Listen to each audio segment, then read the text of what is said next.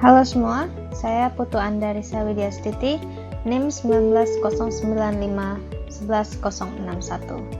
Saya akan menjelaskan tentang teknik pewarnaan bakteri, mengapa pewarnaan dilakukan, jenis-jenis pewarnaan, dan juga prosedur melakukannya. Video ini ditujukan untuk memenuhi tugas mata kuliah bakteriologi dan mikologi. Teknik pewarnaan bakteri adalah materi yang telah dibawakan oleh Dr. Hewan Putu Henry Waisa Sudipa, MSI. Tujuan pewarnaan adalah memudahkan pengamatan dan identifikasi bakteri di bawah mikroskop. Dengan mewarnai bakteri, kita dapat dengan jelas melihat ukuran, bentuk, struktur luar, dan juga struktur dalam bakteri. Jenis pewarnaan ada 3, yakni pewarnaan negatif, pewarnaan positif, dan pewarnaan khusus. Perlu diketahui bahwa sel bakteri bermuatan negatif, sitoplasmanya memiliki muatan negatif. Sehingga ketika kita memberikan zat warna yang juga bermuatan negatif, akan terjadi tolak-menolak antara sitoplasma bakteri dan zat warna. Hasilnya, bakteri tidak terwarnai dan yang terwarnai hanya latar belakangnya saja. Sebaliknya, dengan pewarnaan positif, sitoplasma akan mengikat zat warna ini, sehingga sitoplasma bakteri lah yang akan terwarnai. Dan kemudian pewarnaan khusus adalah untuk mewarnai bagian-bagian tertentu pada bakteri. Pada contoh ini yaitu mewarnai endospora pada bakteri. Oke, yang pertama, pewarnaan negatif menggunakan zat-zat warna seperti dry India ink, nigrosin, Mandeville stain. Kegunaannya adalah untuk mempelajari struktur bakteri tanpa merusak organel yang ada di dalam sel bakteri tersebut. Pewarnaan ini juga sering digunakan untuk mengamati kapsul bakteri dan digunakan pada bakteri kelompok Spirillum dan Spirochaetes. Berikut adalah preparat contoh hasil pewarnaan negatif, jadi terlihat latar belakangnya terwarnai, bakterinya tidak memiliki warna, dan terlihat dengan jelas kapsul bakteri tersebut. Metode pewarnaannya, contoh di sini adalah menggunakan nigrosin. Pertama-tama kita mengambil sebuah objek kelas, letakkan sedikit nigrosin pada objek kelas tersebut. Kemudian, bakteri yang telah diinokulasi diletakkan pada zat warna. Dengan objek kelas kedua, kita akan membentuk sudut 30-40 derajat, ditarik, kemudian didorong ke depan. Nah, ini merupakan contoh teknik smear atau teknik perataan warna. Setelah diangin-anginkan, kemudian objek kelas tersebut dapat diobservasi di bawah mikroskop. Yang kedua, pewarnaan positif. Pewarnaan positif menggunakan pewarnaan basa yang bermuatan positif sehingga mampu terikat atau melekat pada sel-sel bakteri. Contoh-contoh pewarnanya adalah carbonfuchsil, crystal violet, dan polychromethylene blue. Pewarnaan positif dibagi menjadi 2. Yang pertama adalah pewarnaan sederhana, di mana hanya digunakan satu zat warna dan untuk mewarnai bakteri-bakteri tertentu. Contohnya adalah dilute carbonfuchsin. Ini untuk mewarnai bakteri kelompok Campylobacter, Brachyspira, Bacillobacter, dan Fusobacterium. Sedangkan polychromethylene blue itu untuk mewarnai bakteri Bacillus anthracis. Ini adalah contoh preparat bakteri Fusobacterium necrophorum yang telah diwarnai dengan carbonfuchsin. Dapat dilihat filamen-filamen yang berwarna merah muda, itu adalah bakteri Fusobacterium necrophorum. Dan yang ini adalah hasil pewarnaan Bacillus anthracis menggunakan polychromethylene blue. Bakterinya terlihat berwarna biru keunguan, sedangkan kapsulnya berwarna merah muda. Pewarnaan positif kedua adalah pewarnaan diferensial. Di sini kita menggunakan 2 warna atau lebih untuk mengidentifikasi dan membedakan bakteri-bakteri dengan struktur kimia yang berbeda. Ada beberapa metode dalam pewarnaan diferensial. Contohnya adalah pewarnaan Gram, Ziehl-Neelsen, dan Giemsa. Pewarnaan Gram ini dikembangkan oleh Hans Christian Gram pada tahun 1884 berdasarkan ada atau tidaknya dinding peptidoglykan tebal pada kapsul bakteri. Warna yang digunakan adalah crystal violet sebagai warna utama dan safranin sebagai warna pembanding. Jika kita lihat metode pewarnaan gram, itu pertama-tama kita aplikasikan crystal violet pada objek gelas yang telah mengandung sampel bakteri. Kemudian diberikan yodium atau iodin sebagai mordant untuk fiksasi warna tersebut kepada sel. Setelah itu dilakukan dekolorisasi atau penghilangan warna menggunakan alkohol.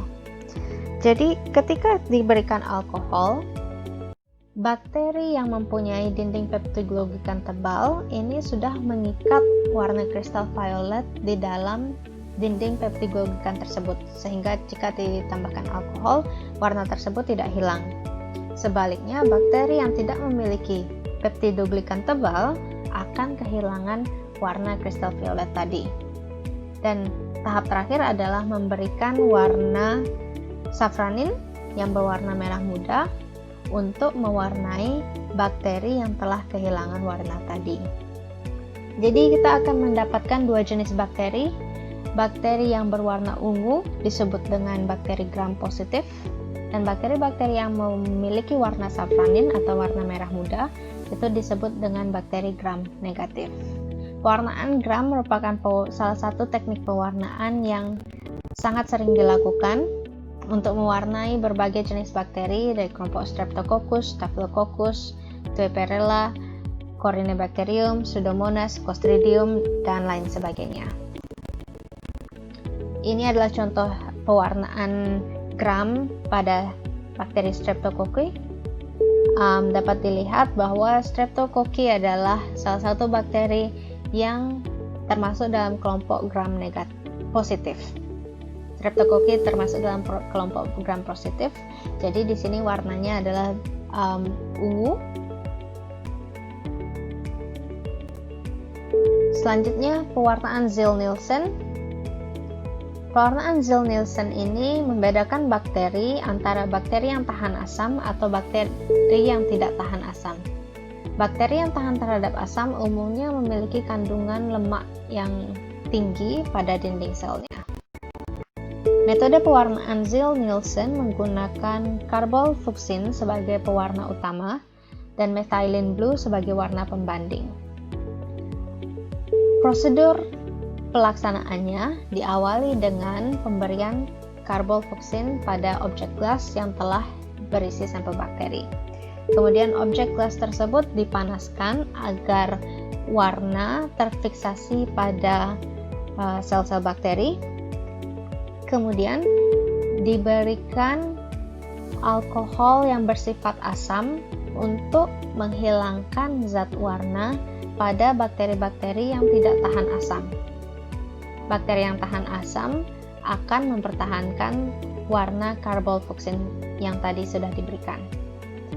Tahap terakhir adalah memberikan warna pembanding yakni methylene blue, sehingga kita akan mendapatkan bakteri yang tidak tahan asam akan berwarna biru, dan bakteri yang tahan asam akan berwarna merah muda.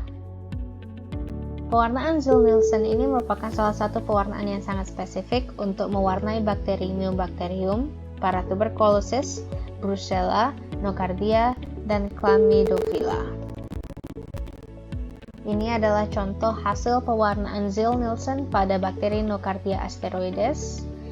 Bakteri Nocardia asteroides adalah salah satu bakteri yang bersifat tahan asam atau Zn positif, sehingga dapat kita lihat filamen-filamen bakteri tersebut yang berwarna merah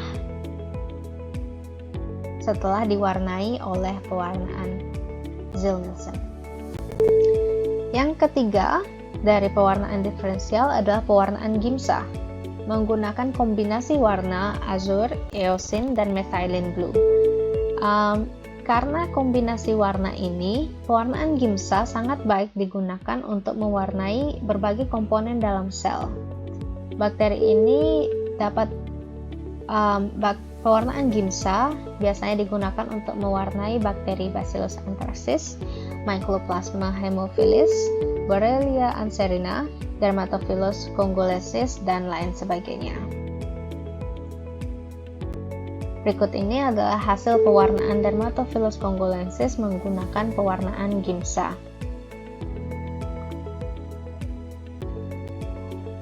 Pewarnaan bakteri yang ketiga adalah pewarnaan khusus yang digunakan untuk mewarnai bagian tertentu pada bakteri, misalnya spora, flagella, dan nukleus. Digunakan juga untuk mewarnai jamur dan rickettsia. Pewarnaan spora. Ini adalah pewarnaan untuk memudahkan melihat spora bakteri pada genus Bacillus dan Clostridium. Dapat dilakukan dengan metode Schaefer-Fulton yang menggunakan Melasite green dan safranin, atau dengan metode Dorner yang menggunakan warna carbofluxin dan nigrosin. Pada Schaefer-Fulton, warna utamanya adalah Melasite green, kemudian dihilangkan menggunakan air, dan pewarna pembandingnya adalah safranin. Jadi, ketika kita menggunakan metode Schaefer-Fulton, kita akan mendapatkan spora atau endospora yang berwarna hijau dari warna Melasite green, dan sel bakteri yang berwarna merah muda hingga merah dari warna safranin. Pewarnaan menggunakan crystal violet dan nigrosin akan menghasilkan endospora yang berwarna keunguan dan sel bakteri yang berwarna seperti ini. Yang ketiga adalah selanjutnya pewarnaan khusus adalah pewarnaan flagella. Pewarnaan flagella harus menggunakan mordant atau zat-zat fiksasi dalam jumlah banyak untuk memperjelas flagella, karena flagella adalah organel sel yang tipis dan sangat susah dilihat dengan pewarnaan biasa, seperti pewarnaan gram. Metode untuk mewarnai flagella terdapat metode Gray atau metode Lifson.